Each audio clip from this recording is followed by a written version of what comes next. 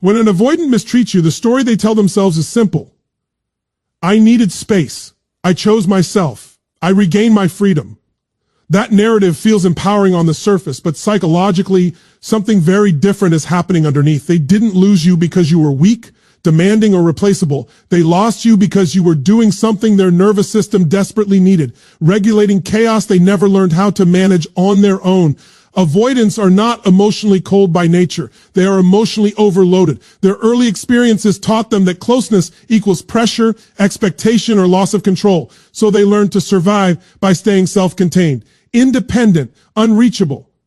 But here's the paradox. Even the most avoidant individuals still crave safety. Not excitement, not intensity, safety. And when you came into their life, you provided it without forcing it. You didn't calm them by fixing them. You calmed them by being consistent. Your presence lowered their internal alarm system. Conversations felt easier. Silence felt less threatening. They could breathe around you. And that's the part they never consciously register. They don't say, this person stabilizes my nervous system. They say, this is getting too close, because calm feels unfamiliar when chaos is what you grew up with. So when they mistreat you, pull away, devalue, disappear, withhold, they believe they are protecting themselves. They believe distance equals safety. But what they are actually doing is removing the very thing that was keeping them regulated. That's why avoidants often feel fine at first after a breakup. Relief, lightness, a sense of control. Their system interprets distance as a win. Then the delayed effect hits. Without you, there is no emotional buffer, no grounding presence, no one absorbing the overflow of stress they don't know how to process internally. The nights get louder, the mind becomes restless, irritation increases, sleep becomes shallow. They jump from distraction to distraction, not because they miss you romantically, but because their system is searching for the stability it lost. This is why replacements never work the way they expect. New people can provide novelty, validation, even sex. But they cannot recreate emotional safety without time, vulnerability, and trust, the very things avoidants resist. So every new connection feels stimulating but unstable, exciting but hollow, and slowly a realization begins to form, even if they never articulate it. I felt calmer before. Here's the part most people misunderstand. Avoidants don't miss you the way anxious partners miss. They don't ache openly. They don't reminisce emotionally. They feel the loss somatically, in their body, in their stress levels, in their irritability, in their inability to settle. Your absence shows up as dysregulation, not longing. And that's why mistreating you becomes the quiet turning point. Because once you're gone, the illusion collapses. The freedom they chase doesn't feel expansive. It feels unanchored. What they called independence starts to feel like isolation. What they framed as strength starts to feel like emotional exhaustion. They didn't just lose a relationship, they lost access to a version of themselves that functioned better, a calmer version, a more present version, a version that didn't have to work so hard to stay in control. And the most destabilizing part, they can't fully explain why everything feels harder now. You see, emotional safety is invisible while you have it. It's only when it disappears that the cost becomes clear, and by then the damage is done. Because someone who provides safety and is then mistreated doesn't usually return. Not in the same way. Not without losing themselves. So when an avoidance life begins to unravel after mistreating you, it isn't karma, it isn't punishment, it's consequence. You were the regulation they never learned to build within themselves, and once they removed you, the system had to face itself alone. And that is the truth they can't run from. Losing you wasn't the loss of love. It was the loss of stability they never knew how to create on their... After the sense of relief fades, after the nervous system realizes that distance didn't bring peace, something else begins to surface. And this is where avoidance psychology becomes brutally honest. Guilt. Not the dramatic kind. Not the kind that leads to immediate apologies or emotional breakthroughs. This is a slow, corrosive guilt that lives beneath their daily functioning, quietly shaping their inner world. Avoidants are experts at emotional suppression. From an early age, they learned that feeling too much was dangerous. So instead of processing emotions, they learned to bury them, intellectualize them, rationalize them, push them so far down that they could function without being overwhelmed. And for a long time, this strategy works. Until it doesn't. When they mistreated you, they justified it. They told themselves you were too sensitive, too demanding, too emotional, too much. They reframed their withdrawal as logic, as maturity, as self-respect. But here's the psychological problem with that strategy. The mind can lie, but the nervous system keeps the receipts. Every human being has an internal moral compass, not a social one, not a cultural one, a biological one. We are wired to recognize when we harm someone who did not deserve it. Avoidance can override that signal temporarily, but they cannot erase it. It goes underground, and underground it grows louder. This guilt doesn't show up when they're busy. It shows up in stillness, late at night, in moments of failure. When something goes wrong at work, when another relationship collapses for reasons they can't explain, the memory of how they treated you resurfaces not as nostalgia, but as self-judgment. A quiet voice that says, I knew better, and I still did it. This is why avoidants often seem irritable, restless, or emotionally flat after the loss. They are expending enormous energy keeping that guilt suppressed. Emotional suppression isn't free. It requires constant effort. And the more guilt they bury, the more drained they become. They don't feel lighter. They feel heavier. What makes this guilt particularly destabilizing is that it attacks their self-concept. Avoidants don't see themselves as bad people. They see themselves as rational, controlled, self-sufficient. Mistreating someone who genuinely cared contradicts that identity. And when identity is threatened, the psyche reacts defensively. Denial, blame shifting, emotional shutdown. But denial has an expiration date. Eventually, the mind runs out of distractions. The ego gets tired of protecting the narrative. And what remains is the unfiltered truth. They were loved in a way they didn't know how to reciprocate. And instead of learning, they retreated. That realization doesn't come as a dramatic epiphany. It comes as discomfort, as shame, as a subtle but persistent sense of internal failure. This is why they rarely reach out to apologize. Not because they don't feel guilt, but because apologizing would fork them to fully face it. To admit not just that they hurt you, but that their avoidance has consequences. And that level of accountability threatens the very defenses that kept them emotionally functional for years. So instead, the guilt becomes an internal companion. It follows them into new relationships, into moments of connection, where vulnerability is required. It whispers, you will do this again. And that whisper becomes self-fulfilling. Because unresolved guilt doesn't lead to growth, it leads to repetition. And here's the most important part for you to understand. This guilt is not about losing you, it's about losing integrity, losing alignment with who they believe they were, losing the illusion that avoidance is harmless. They don't suffer because you walked away. They suffer because deep down they know why you had to. And that truth, unprocessed, unspoken, unresolved, becomes the voice they can't silence, no matter how far they run. Once guilt begins to hum beneath the surface, avoidants instinctively reach for the tools that have always protected them. Distraction, detachment, replacement. These strategies aren't random habits. They're survival mechanisms. For most of their lives, these coping methods worked well enough to keep emotional discomfort at bay. But after something changes. The strategies that once kept them functional begin to fail, and that failure is what truly destabilizes them. Avoidants rely heavily on external regulation. They keep their inner world manageable by controlling their environment. Staying busy, staying stimulated, staying emotionally non-committal. Work becomes an obsession. Social calendars fill up.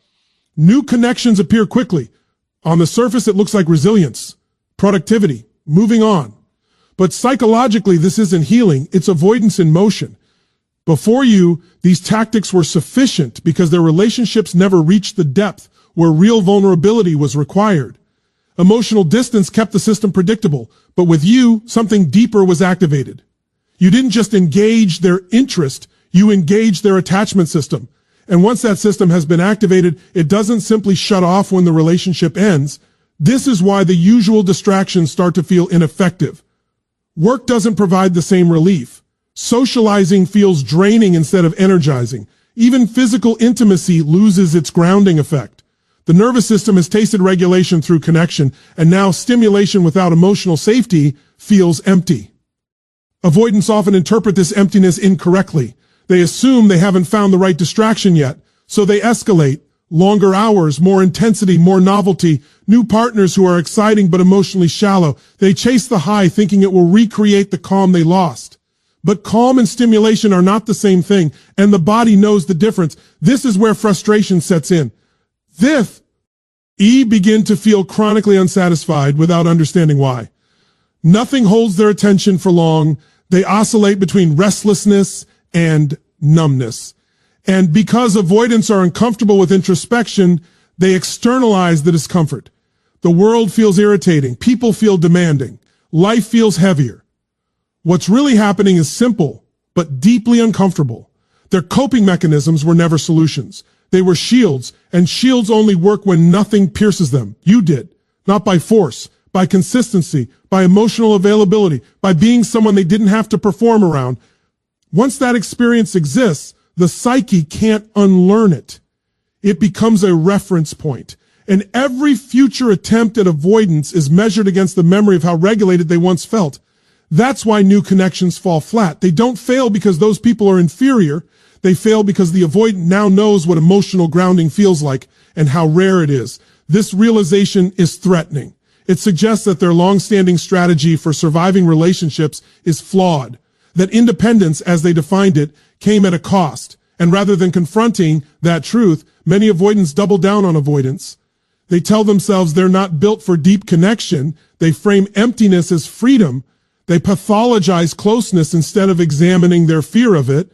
But the body doesn't buy the story. Over time, the mismatch between their narrative and their lived experience creates internal tension.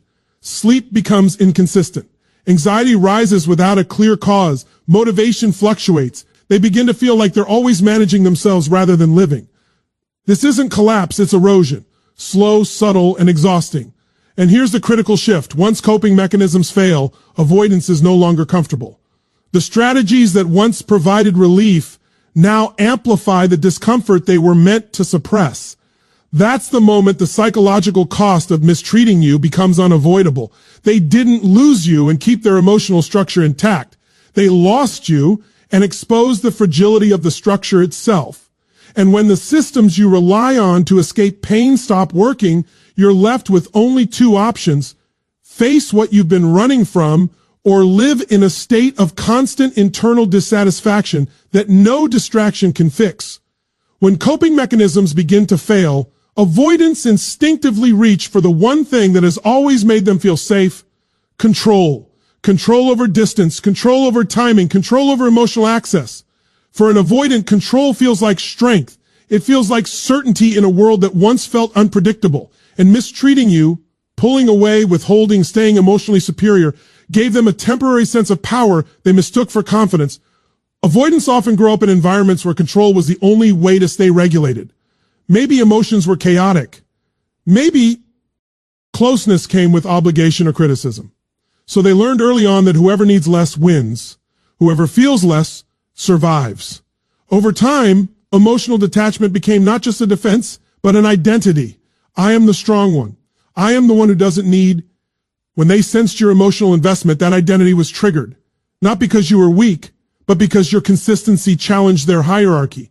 You didn't try to dominate them. You didn't chase endlessly. You simply showed up, and presence without desperation destabilizes someone who equates power with emotional leverage. So they pulled back. They delayed responses. They created ambiguity, not as a conscious manipulation in most cases, but as an instinctive move to regain control. Distance restored their sense of dominance, and in the short term it worked. They felt grounded again, above the emotion, untouchable. But here's the critical psychological flaw.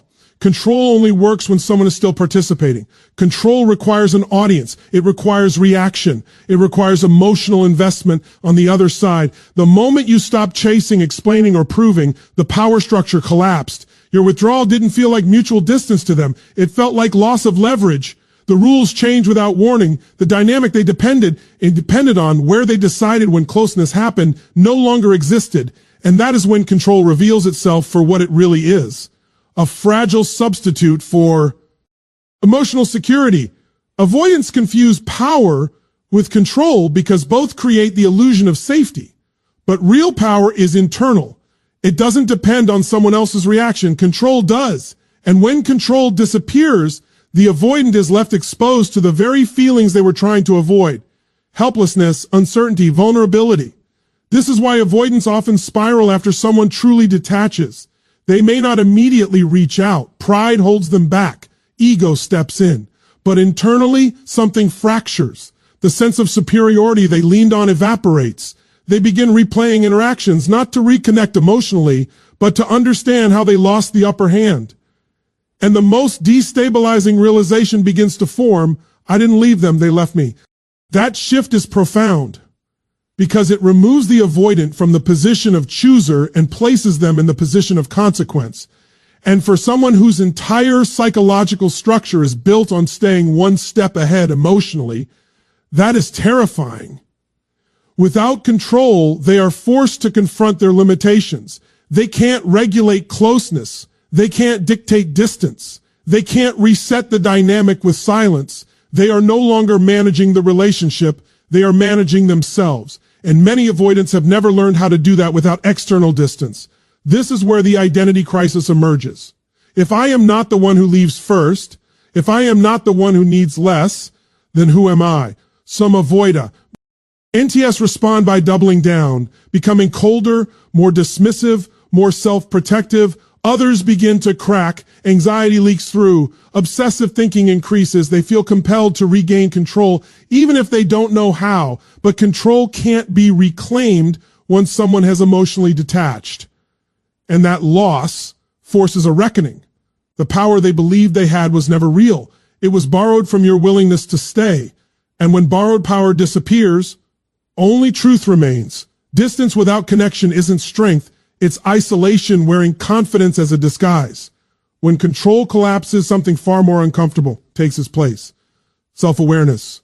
And for an avoidant, self-awareness is not neutral. It's threatening, because beneath the distance, beneath the independence, beneath the carefully constructed identity, there is a core fear they spend their entire lives trying not to touch. What if I'm not emotionally enough? Avoidants don't fear intimacy because they don't want it. They fear it because intimacy exposes limits. It asks questions they don't know how to answer. Can I stay present when things get heavy? Can I hold someone else's emotions without shutting down? Can I be seen without losing control? When you came into their life, those questions didn't need answers. Your steadiness carried the weight for both of you. But once you left, those questions became unavoidable. Your absence stripped away the comparison point that made them feel competent. When you were there, their emotional minimalism didn't stand out. In contrast to your depth, however, it eventually did. And when you walked away with dignity, not begging, not chasing, not collapsing, it confirmed something they had always suspected but never wanted to face: that emotional avoidance is not the same as emotional strength. This is where inadequacy enters the picture, not as self-pity, but as exposure. They begin to recognize that their limits weren't caused by the relationship. They were revealed by it. They didn't struggle because you asked for too much. They struggled because they didn't know how to meet what was being offered. That realization is brutal for someone whose identity is built on competence and self-reliance. Avoidants pride themselves on being capable, rational, unshakable. But emotional competence is different. It can't be faked. It can't be optimized through logic. It requires tolerance for disco, effort, presence in uncertainty, and the courage to stay engaged without escaping. And this is where shame quietly takes hold. Shame is not the belief that you did something wrong. It's the belief that something is wrong with you. Avoidants don't think, I handled that poorly. They think, I don't have what it takes. And because shame is intolerable, they don't sit with it. They hide from it. They intellectualize it. They tell themselves stories about incompatibility, timing, freedom, anything that prevents them from internalizing the truth. But shame doesn't disappear when it's ignored. It waits. It surfaces when they attempt closeness again, when someone else asks for presence, when a new partner expects emotional availability. Suddenly the old defenses activate faster, stronger. Not because they don't care, but because they now associate closeness with exposure, with being measured, with being found lacking. And here's the paradox: the more they avoid, the more inadequate they feel. Because avoidance reinforces the belief that they can't handle intimacy. Each withdrawal becomes evidence. Each missed opportunity becomes confirmation. Your role in this is crucial and often misunderstood. You are not the cause of their inadequacy. You are the contrast that revealed it. You showed them what emotional capacity looks like when it's embodied, not performed. And that mirror is impossible to forget. This is why avoidants often oscillate between idealizing and dev, eluding the person they lost. On one hand, you represent warmth, depth, and emotional intelligence. On the other, you represent a standard they don't feel able to meet. That tension creates internal conflict, longing mixed with resentment, admiration mixed with defensiveness. And unless they confront that fear directly, unless they build emotional capacity instead of running from it, the pattern continues. New relationships, same distance, different names, but the truth remains unchanged. Emotional inadequacy is not a permanent trait, it's a skill gap.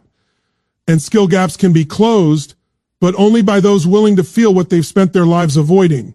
And that's the line that defines their future. Either they face the fear of being seen as not enough, or they continue proving it by never staying long enough to grow. At this point in the journey, everything converges on one unavoidable reality. Your absence is no longer just a loss. It's a reckoning. For an avoidant, nothing creates pressure to change like consequences they can't control. And your absence is the first consequence that doesn't respond to their usual defenses. Avoidants don't change because someone explains their pain better. They don't change because they are given more chances. They don't even change because they feel guilty. They change only when avoidance becomes more painful than growth. And losing someone who embodied safety, depth, and emotional steadiness creates exactly that kind of pain. What? And you are gone. There is no emotional shortcut, no regulation through proximity, no borrowed calm. Life becomes louder.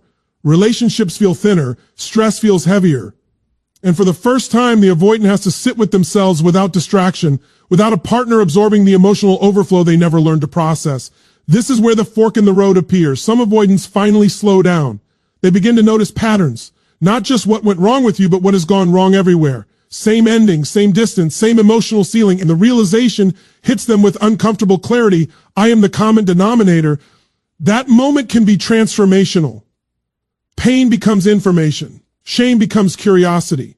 Instead of running, they turn inward. They start asking different questions. Not why do relationships fail, but why do I shut down when things matter? That's where therapy works. That's where growth begins. That's where avoidance loosens its grip. But not everyone chooses that path. Others harden. They reinterpret the pain as proof that closeness is dangerous. They rewrite the story again, not to protect their ego, but to protect their fear. They become more distant, more self-reliant, more emotionally unreachable. On the surface, they look composed, functional, unbothered, but internally, something collapses quietly. Because the absence doesn't stop hurting, it just stops being conscious. And unresolved pain doesn't disappear. It calcifies. It shows up as cynicism, as emotional numbness, as chronic dissatisfaction they can't name. Life keeps moving, but it feels strangely muted. Success doesn't land. Relationships don't